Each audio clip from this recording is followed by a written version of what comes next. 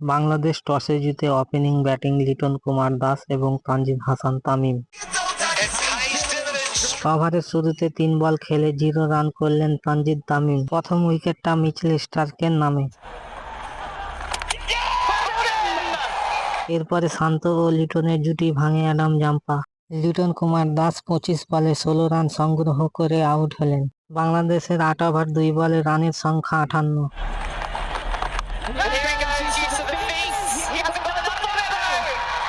রানের গতি বাড়ার জন্য রিশাদ হোসেনকে 4-এ দিয়ে রিশাদ হোসেন 4 বল খেলে 2 রান করে আউট হলেন ম্যাক্সওয়েলের বলে। 36 বলে 41 রান করে 13 ওভার শেষে এলবিডব্লিউর শিকার হলেন শান্ত অ্যাডাম জাম্পার বলে এবং অ্যাডাম জাম্পা 3 ওভার বল করে 15 রান খরচ করে 2 উইকেট তুলে নিলেন।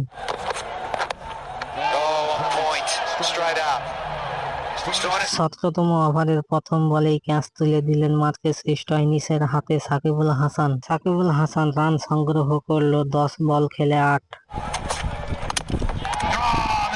মাহমুদুল্লাহ 3 বল খেলে 2 রান করে ইনসাইড আউট। মেহেদী হাসান ব্যাটে নেমে প্রথম বলে বাউন্ডারি লাগালে ক্যাচ তুলে দিলেন জাম্পার হাতে।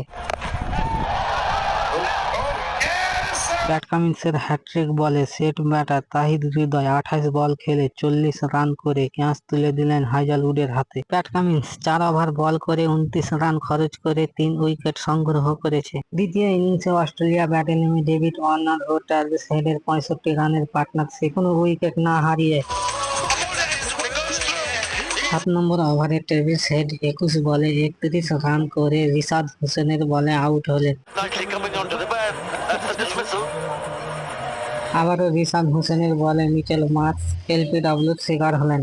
গেলেন ম্যাক্সওয়েল 6 বলে 14 এবং ডেভিড ওয়ার্নার 35 বলে 53 রান করে এবং বৃষ্টির কারণে ডিএলএস এর মাধ্যমে 28 রানে অস্ট্রেলিয়া উইনিং হয়ে 2 পয়েন্ট নিজের নামে করল।